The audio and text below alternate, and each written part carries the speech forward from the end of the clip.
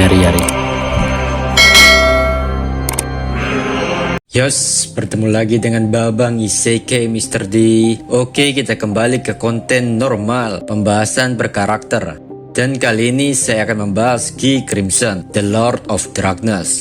Jika kalian suka pembahasan seperti ini, jangan lupa subscribe dan like, biar channel ini lebih cepat upload konten beginian. Sebelum dunia Tensura diciptakan, kelahirannya hanyalah sebuah kebetulan. Veldanava, sang pencipta dunia, dia menciptakan Seven Primordial Angel dari Great Spirit of Light atau cahaya roh suci. Tapi di satu sisi dari bayangan mereka tercipta Great Spirit of Darkness, roh agung kegelapan, yaitu Seven Primordial Demon. Di antara para iblis primordial, Gi adalah yang pertama lahir ke dunia. Dia saat itu masih dipanggil Primordial Merah, Rouge. Namun gua nyebut Rouge terlalu ribet, jadi langsung aja kita panggil Gi. Sejak kelahirannya, Gi terkenal sebagai raja yang memerintahkan dunia bawah. Dia adalah pemimpin para ras iblis. Dia memiliki sifat arogan dan melakukan apapun sesuka hatinya, karena memang kekuatannya mutlak dan gak ada yang bisa menandinginya. Namun sebelum Gi mendapatkan julukan tersebut, dia selalu bertarung dengan Primordial Hitam, Noah, untuk menentukan siapa yang paling kuat di antara mereka berdua. Tapi hasil dari pertarungan itu selalu berakhir seri.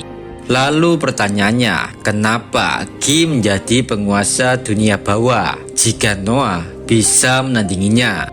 Jawabannya simpel, karena Noah tidak peduli tentang kekuatan tahta atau untuk sekedar membuat dirinya menjadi lebih kuat lagi.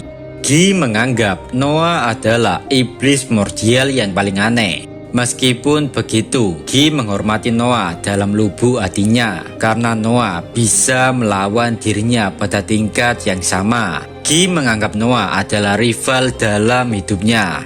Setelah itu, Gi juga ditantang Primordial biru dan hijau. Tapi tanpa pikir panjang, Gi langsung menghabisi mereka berdua sampai hancur tak bersisa. Namun, karena mereka berdua abadi, maka saat bangkit mereka mengikuti aturan tak tertulis para ras iblis, yaitu tunduk kepada mereka yang telah mengalahkannya. Namun tiba-tiba nasib Gi sebagai penguasa dunia bawah berubah karena Gi dipanggil ke dunia material. Tujuan pemanggilan itu adalah agar perang antara Kekaisaran Gear Super dengan negara lain yang sudah berlangsung selama 100 tahun kelar. Oh iya Pri, karena kini Gi berada di dunia material, dia tidak bisa menggunakan seluruh kekuatannya. Istilah kata nih, Gi di nerf monton anjing.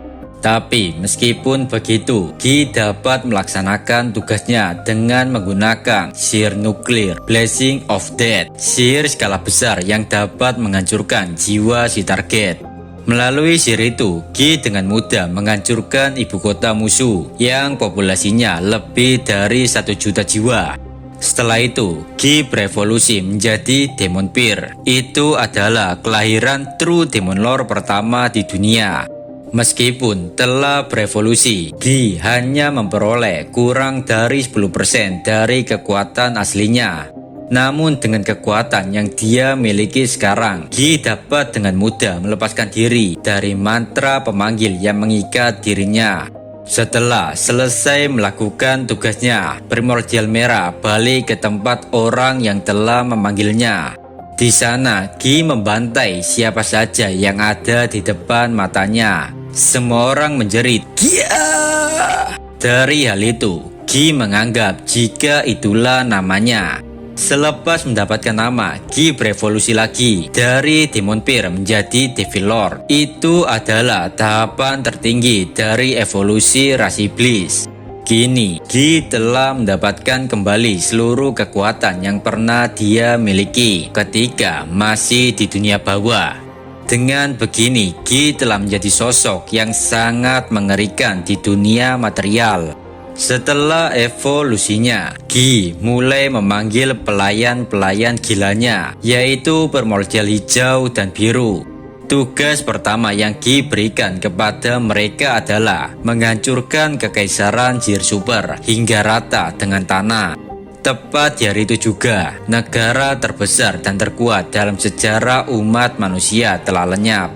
Namun Gi agak sedikit kecewa karena tidak peduli berapa banyak jiwa manusia yang telah terkumpul, Ren dan Mizari tidak pernah berevolusi. Gi pun memberikan mereka tubuh fisik untuk dihuni, tapi nyatanya mereka tetap saja tidak berevolusi. Usaha Gi masih terus dilanjutkan. Dia mulai menamai dua pelayan gilanya, yaitu Ren untuk primordial biru, terinspirasi karena saat itu lagi hujan darah. Mizari untuk primordial hijau, terinspirasi dari tangisan dan penderitaan orang-orang yang mereka bunuh. Dari pemberian nama itu, kedua primordial tersebut berhasil berevolusi menjadi Demon Peer. Lalu setelah itu, Mizari dan Ren memanggil para bawahnya. Mereka secara diam-diam membangun pengaruh di dunia ini. Mereka bertiga juga jalan-jalan menikmati dunia baru yang tidak pernah mereka tahu. Dari perjalanan itu, Mizari dan Ren mempelajari berbagai keterampilan seperti memasak, menari, melukis, dan lain-lain agar tuannya bahagia. Hingga suatu ketika, Gi bertemu dengan pencipta dunia yaitu Veldanava. Tanpa basa-basi, Gi langsung menantang Veldanava. Namun hasilnya sangat mengecewakan. Gi benar-benar dikalahkan.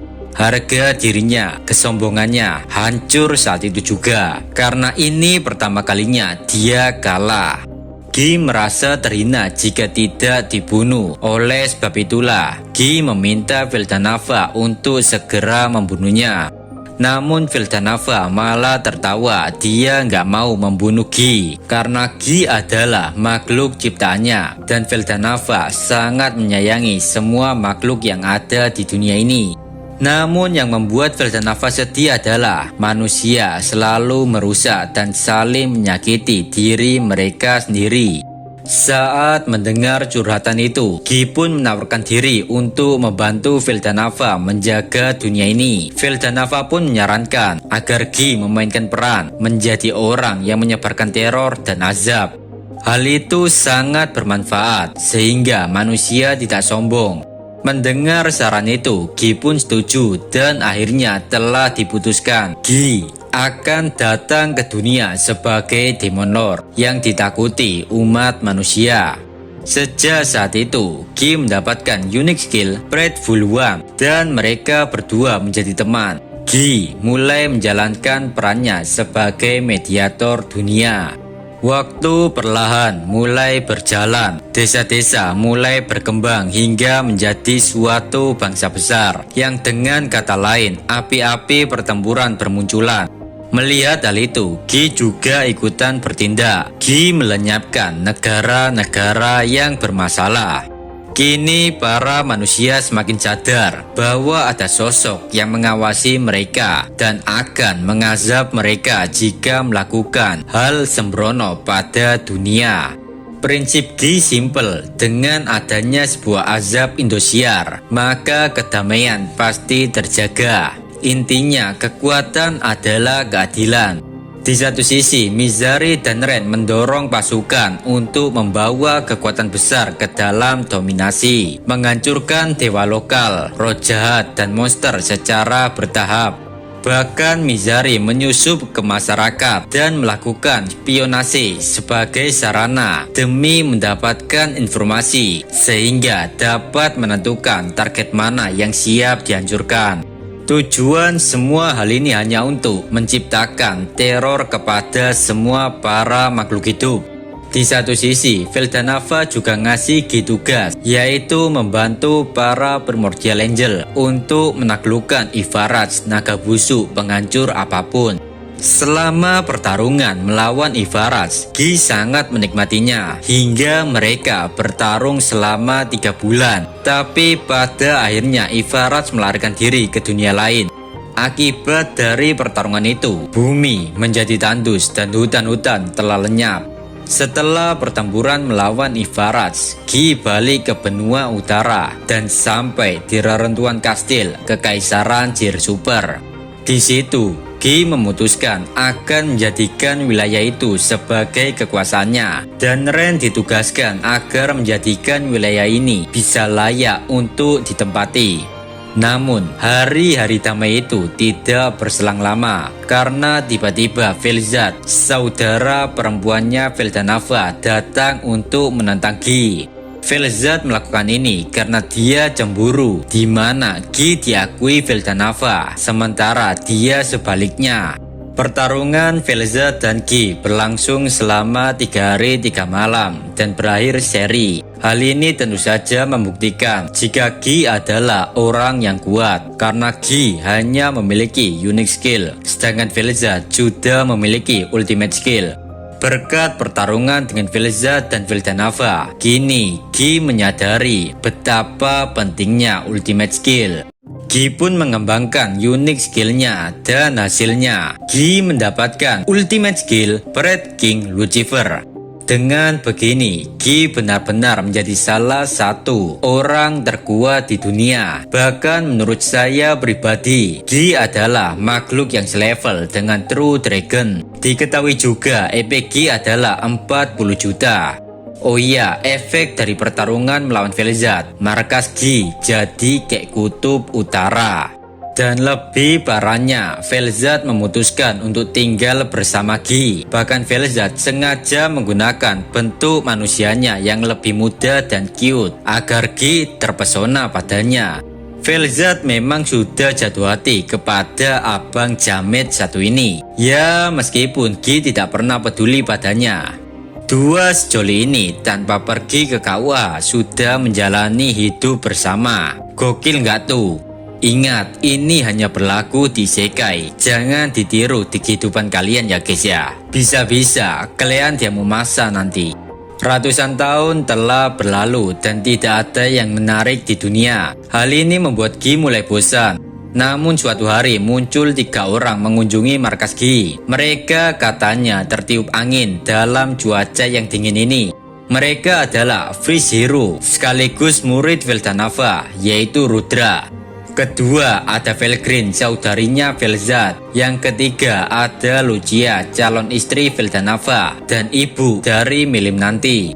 Di situ mereka bertiga berhasil mengalahkan Ren dan Mizari, bahkan bisa menembus penghalang beku milik Felizard.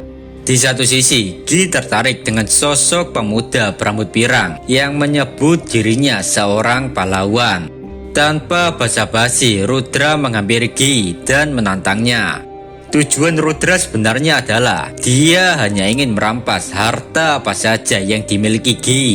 Saat pertempuran dimulai, Rudra langsung menyerang Guy dengan tebasan pedangnya. Namun Guy masih santai sambil menghindari semua tebasan. Di satu sisi, Guy melihat jika perlengkapan perang yang dipakai Rudra merupakan barang yang mahal. Oleh karena itu, Guy berniat merusaknya. Guy melancarkan tendangannya sehingga armor Rudra hancur. Sontak saja Rudra merasa emosi karena armor itu harganya sangat mahal. Rencana Guy selanjutnya adalah mematahkan pedang Rudra. Namun Lucia merapalkan ajian busuknya, Holy Blade Unleashed. Seketika itu juga pedang Rudra bersinar. Meskipun pedang Rudra mulai overpower, tapi Guy masih nggak terkalahkan. Dia dapat dengan mudah membuat Rudra kewalahan. Di satu sisi, Rudra juga belum serius. Dia mulai mempercepat ketangkasan berpedangnya. Menanggapi hal itu, Guy pun tersenyum dan makin bersemangat. Dia mulai mengambil pedangnya, Heavenly Demon Sword, dan pertarungan pedang pun dimulai. Dari pertarungan singkat itu, mereka saling memperkenalkan dan mengingat nama masing-masing. Namun saat mengetahui jika nama Guy berasal dari teriakan para korbannya, Rudra merasa itu bukanlah sebuah nama. Ya intinya Rudra nggak mau mengalahkan Demon Lord yang namanya kocak. Setelah diskusi itu selesai, Rudra menamai Gi dengan sebutan Gi Crimson, dan tentu saja Rudra langsung pingsan. Melihat hal itu, Felgreen dan Lucia membawa Rudra pulang. Saat Rudra tersadar, dia langsung diamuk habis-habisan sama Lucia dan Felgreen. Saat Rudra pulih, dia menantang Gi Crimson kembali dan mereka pun berduel lagi. Hasil dari pertarungan itu selalu seimbang, tapi nyatanya Gi tidak pernah mengeluarkan 100% kemampuannya untuk melawan Rudra. Gi hanya menikmati pertarungan ini. Di satu sisi di bangku penonton, pertarungan Rudra dan Gi selalu ditonton Velzat, Felgreen, dan Lucia. Tapi tiba-tiba di tengah pertarungan Rudra dan Gi terjadi hal yang di luar dugaan. Felgreen dan Velzat malah bertarung dikarenakan masalah yang sepele. Dua kimcil ini merebutkan hak asuh Veldora. Melihat hal itu, Rudra dan Gi menghentikan pertarungan mereka dan beralih menjaga penghalang agar dunia tidak lenyap karena pertarungan dua naga tersebut. Di lain kesempatan, Rudra dan Gi bertarung lagi. Di situ juga mereka menggunakan ultimate skillnya. Gi mengeluarkan King of Pride Lucifer, sedangkan Rudra mengeluarkan King of Justice Mikael, pemberian Veldanava. Dari sekian pertarungan bersama Rudra, hanya kali ini Gi benar-benar terkejut. Menurut Gi, jika sejak dulu Rudra menggunakan ultimate skillnya, Gi nggak akan tahu dia bakal menang atau enggak. Yang dengan kata lain, Gi mulai mengakui jika Rudra sosok yang tidak bisa diremehkan. Di situ, Rudra memberitahu Gi jika Veldanava telah menikah dengan adiknya yaitu Lucia. Dan kini, Lucia sedang mengandung anak Veldanava. Rudra telah berjanji kepada Veldanava bahwa dia akan menaklukkan dunia dan menyatukan dunia. Oleh sebab itulah dia ingin mendapatkan pengakuan dari Gi. Rudra juga membeberkan fakta jika Veldanava kini mulai melemah dan kelihatannya umurnya nggak lama lagi. Dengan nafas terenganga karena pertarungan, dua pria ini ingin meneruskan mimpi Veldanava, di mana Gi akan terus menjadi Demon Lord, menyebarkan teror ketakutan agar para manusia tidak saling bertarung dan menghancurkan diri mereka sendiri. Sedangkan Rudra, dia ingin menyatukan dunia tanpa kekerasan agar semua orang bisa hidup bahagia. Ya, intinya Rudra ingin orang-orang hidup setara dan menghargai satu dengan yang lainnya. Dengan bacotan no Jujunya, mungkin Rudra ini pengen jadi the next Naruto, Pak. Sontak saja saat mendengar mimpi Rudra, Gi langsung tertawa. Gi tidak menyangka jika Rudra adalah orang yang naif. Karena menurut Gi, manusia adalah makhluk yang selalu merebutkan apapun selagi mereka hidup. Namun Rudra masih yakin dengan mimpinya karena kini dia memiliki kekuatan pinjaman yaitu Ultimate Justice King of Mikael, kekuatan yang dapat memerintah seluruh malaikat. Dan Rudra berharap jika ultimate skill ini bisa menegakkan keadilan dan kebenaran. Ya, walaupun menurut Gi, cita-cita dan mimpi Rudra mustahil, tapi Gi tetap menghargai hal tersebut. Dan Gi juga menerima duel yang berbeda yang telah direncanakan Rudra. Duel demi menjaga kestabilan dunia. Lalu pertanyaannya, apa peraturan dalam duel tersebut? Rudra dan Gi tidak ikut dalam pertempuran. Rudra akan mencoba mengalahkan semua pion-pion Gi. Dan jika Rudra menang, maka Gi harus menuruti idealisme Rudra dalam mengatur dunia. Tapi jika Gi yang menang dan mengalahkan semua pion Rudra, maka Gi boleh melakukan apapun sesuka hatinya. Oleh sebab itulah Gi mengumpulkan para Demon Lord sebagai pionnya. Sedangkan Rudra akan mengumpulkan orang-orang kuat untuk mencegah Demon Lord baru lahir. Jadi intinya di sini yang bertarung cuma pion mereka. Pion siapa yang kalah duluan atau salah satu mengaku kalah, maka orang itulah yang menang. Namun, dunia berubah sejak kelahiran anak Veldanava, yang dimana saat itu terjadi sebuah konflik di kerajaan Nazca. Beberapa faksi mulai menyerang kerajaan. Mereka mengambil kesempatan itu karena Rudra lagi pergi ekspedisi. Dari kejadian ini, Veldanava dan Lucia meninggoy.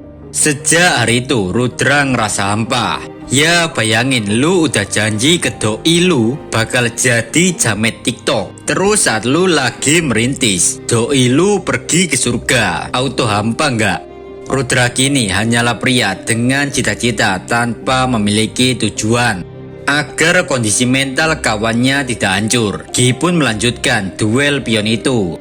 Namun kemalangan tidak berhenti sampai di situ. Hewan satu-satunya Milim mati karena komplotan orang-orang di negaranya. Hal ini membuat Milim murka. Gi pun mencoba menghentikan amukan Milim. Dan mereka pun bertarung 7 hari 7 malam. Pertarungan itu berakhir karena Ramirez turun tangan. Sementara itu, permainan duel pion ini masih berlanjut. Karena Rudra adalah seorang manusia, jadi Rudra terikat oleh umur. Oleh sebab itulah dia terus bereinkarnasi.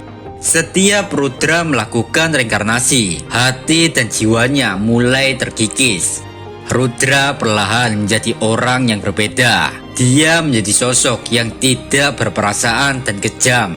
Rudra kini hanya ingin mengalahkan Gi dalam permainan duel pion ini. Di satu sisi, Gi bertaruh pada pion terakhirnya yaitu Rimuru. Hingga pada suatu ketika Rudra telah tiada. Yang ada hanyalah Mikael yang menguasai tubuh Rudra. Saat mengetahui hal ini, Gi tanpa sadar meneteskan air matanya. Gi cuma bisa berdoa untuk kebahagiaan Rudra. Duel 2000 tahun lamanya antara dua pria itu pun berakhir. Tapi sebelum sampai di titik tersebut, mari kita membahas peristiwa-peristiwa yang melibatkan Gi Crimson.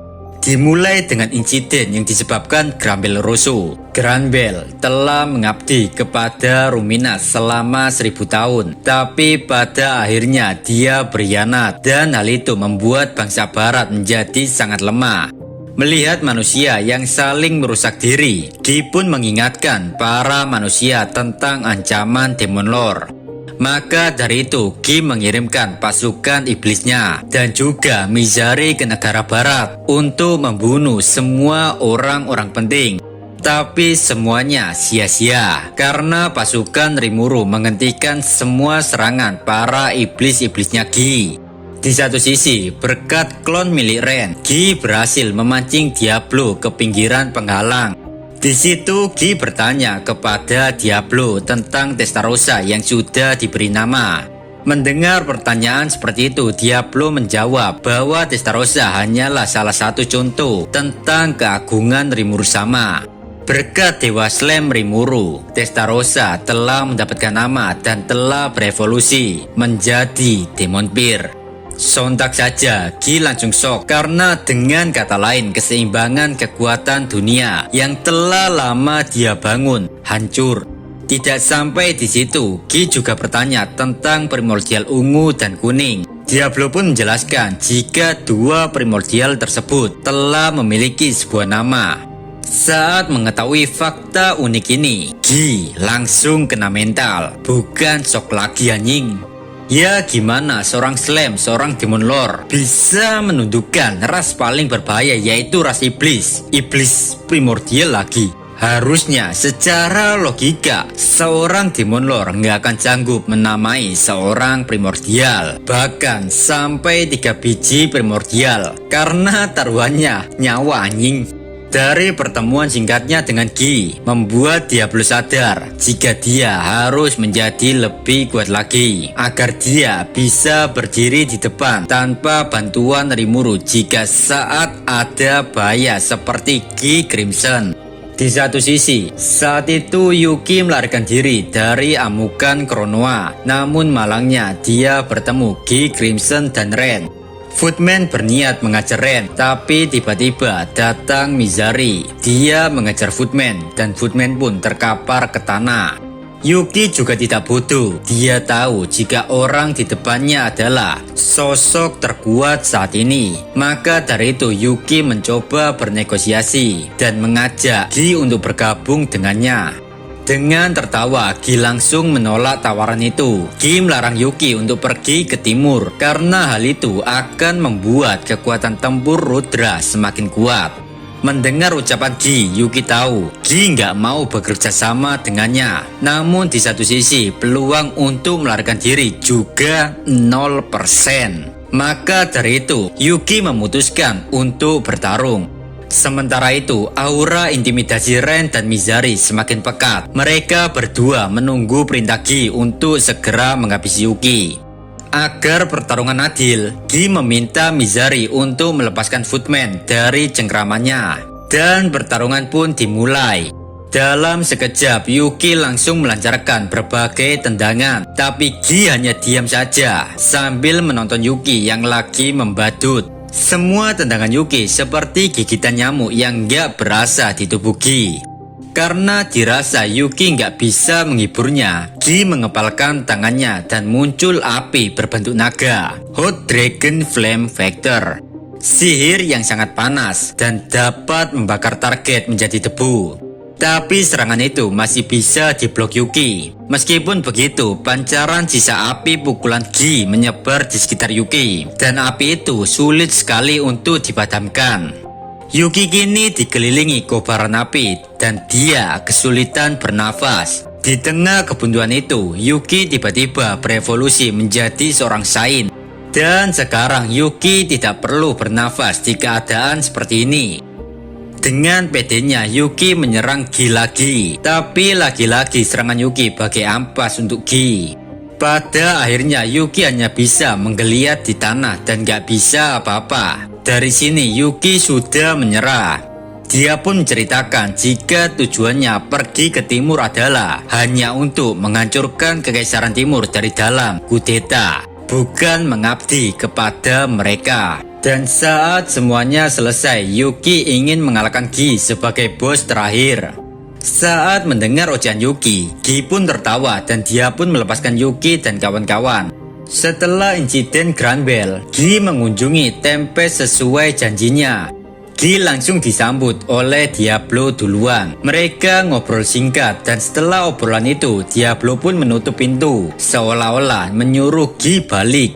Melihat hal itu, Rimuru langsung berkeringat dingin. Rimuru menyuruh Diablo membukakan pintu untuk Gi. Di satu sisi, primordial ungu, kuning, dan putih pun datang. Mereka berpikir Gi akan melakukan hal yang aneh-aneh kepada Rimuru. Tapi Rimuru menenangkan mereka dan menyuruhnya balik ke pekerjaan utama. Di ruangan itu juga ada Leon, Hinata, dan Ruminas. Seketika itu juga bulu jembut mereka berdiri. Mereka tidak menyangka bahwa Rimuru memiliki bawaan iblis primordial selain Diablo. Di lain sisi, hal itu juga yang Gi ingin tanyakan kepada Rimuru. Tapi Rimuru dengan polosnya memberitahu jika dia nggak tahu apa-apa. Akhirnya Gi meminta Rimuru untuk memanggil Dino. Di situ Dino dimarahi Gi habis-habisan karena Dino tidak bisa mencegah Rimuru untuk menamai 3 iblis primordial. Tapi Dino menjelaskan bahwa saat itu dia terlambat dan tahu-tahu Rimuru sudah menamai mereka semua. Tentu saja hal itu membuat Dino heran karena mustahil seseorang menamai 3 primordial sekaligus. Di sini Gi cuma meminta Rimuru bertanggung jawab atas keseimbangan dunia yang telah dibangun Gi. Tapi Rimuru malah mengalih tanggung jawab semua masalah ini kepada Diablo. Karena memang Diablo lah yang telah membawa mereka semua. Namun karena Gi yang gak mau mendengar khutbah Diablo, Gi pun tidak memperpanjang pembahasan ini. Gi di sini tanya hal lain tentang yang terjadi di Ruberion. Rimuru pun menjawab dengan memanipulasi cerita tentang Kronoa. Karena jika Gi sampai tahu jika Kronoa adalah wujud kehancuran dunia, bisa-bisa Gi langsung melenyapkannya. Bahkan Ruminas dan Leon pun membantu Rimuru untuk memanipulasi cerita itu agar Gi tidak menganggap jika Chloe sebuah ancaman. Tapi Gi masih belum puas. Dia ingin mencoba bertarung dengan Chloe. Mengetahui hal tersebut, Leon berusaha melarang Gi. Namun Gi nggak peduli. Gi langsung mengunuskan pedangnya ke arah Chloe dengan kecepatan yang sangat-sangat gak ngotak. Di satu sisi, Chloe langsung berubah ke bentuk wanita dewasa. Dia menangkis serangan Gi Crimson dan mereka berdua pun saling beradu tebasan. Leon, Rimuru, dan Ruminas tidak bisa melihat pertarungan mereka. Hanya Diablo yang tertegun dengan hal tersebut. Pertarungan itu bisa berakhir karena saat itu Rimuru tiba-tiba berteriak dan menyuruh mereka berhenti. Chloe dan Gi pun menuruti permintaan Rimuru, dan Chloe juga mengambil kesempatan untuk mencium Rimuru sebelum dia balik ke bentuk anak-anaknya. Di satu sisi, Rimuru nggak tahu apa yang barusan Chloe lakukan padanya karena memang gerakan Chloe sangat cepat dan pertemuan beberapa Demon Lord di Tempest itu pun berakhir. Setelah penyerangan Kekaisaran Timur, Gi kembali berkunjung ke Tempest karena panggilan Diablo. Gi ditemani Vel'Zad dan dua pelayan gilanya. Rimuru, Diablo, Benimaru, dan Xion pun menyambutnya. Di situ, Gi memberitahu Rimuru tentang duelnya bersama dengan Rudra. Gi hanya ingin Rimuru menjadi pionnya yang bisa menyapu bersih pion-pion Rudra. Di satu sisi juga Rimuru nggak bisa menolak karena hal itu bisa memancing murka Gi. Nggak lama datang Suna menghidangkan makanan-makanan maknyus. Melihat hal itu, Gi dan kawan-kawan langsung mencicipi makanan tersebut dan mereka benar-benar menyukai masakan Suna. Sambil makan, Gi menceritakan secara detail tentang duelnya bersama Rudra yang telah berlangsung 2000 tahun lamanya. Gi ngasih tahu Rimuru jika para Demon Lord hanyalah pionnya dalam duel untuk melawan pion Rudra. Di sisi yang lain, Gi juga meminta Rimuru agar Suna mengajari Mizari dan Ren memasak. Setelah itu, dua iblis primordial itu pun ke dapur. Mereka diajari Suna memasak. Namun situasi kembali tegang saat Gi bertanya kenapa banyak dari bawahan Rimuru berevolusi menjadi True Demon Lord. Pada titik ini Rimuru langsung bingung, tapi berkat bantuan Raphael, Rimuru bisa menjelaskan secara logis bahwa dia memberikan para bawahnya jiwa-jiwa segar dan maknyus, makanya mereka bisa berevolusi. Menanggapi hal itu, Gi meminta Rimuru untuk mengevolusikan Mizari dan Ren. Raphael langsung bertindak, dia membohongi Gi dengan meminta 500.000 jiwa. Padahal untuk mengevolusikan Mizari dan Ren hanya membutuhkan 200.000 jiwa. Awalnya Gi ingin mengamati cara Rimuru mengevolusikan dua pelayannya, dan Rimuru nggak mau. Gi mengetahui hal tersebut. Nggak lama datang Diablo sebagai penyelamat. Dia ingin mengobrol dengan Gi tentang skill ultimate, dan mereka berdua pun akhirnya meninggalkan Rimuru sendirian bersama Ren dan Mizari. Berkat Diablo, Rimuru bisa tenang sekarang. Ritual pun dijalankan. Rimuru mulai memberikan 100.000 jiwa ke Ren dan Mizari. Dan akhirnya mereka berdua berhasil berevolusi menjadi True Demon Lord. Di malam harinya Rimuru mengadakan pesta. Dan terlihat wajah Gi memucat karena seharian ditemenin Diablo. Berhubung Gi udah lelah hari ini, dia nggak mau ngobrol lagi. Gi hanya pengen pulang terus tidur di rumah. Di waktu pertempuran Tempest melawan Kekaisaran Timur lagi, ego Rudra sepenuhnya lenyap. Saat itu Mikael mengambil alih tubuh Rudra. Dari markasnya, Gi menyadari hal tersebut jika temannya telah tiada. Gi yang terkenal kuat tanpa sadar meneteskan air matanya. Gi hanya bisa mendoakan yang terbaik agar jiwa Rudra bahagia. Peperangan semakin menjadi-jadi sejak saat Filwe datang ke markas Gi dan melakukan dominasi kepada Vel'Zad. Di situ terlihat Ren dan Mizari sudah babak belur diajar Filwe. Untungnya Gi berhasil memukul mundur Filwe dan Vel'Zad. Dengan adanya kejadian ini, Gi memutuskan mengadakan Walpurgis lagi. Dalam diskusi tersebut telah disepakati mereka akan memperkuat pertahanan negara para Demon Lord. Sementara Mizari, Ren, dan Gi akan menjaga negara Eldorado, negara si janda pirang Leon Cromwell.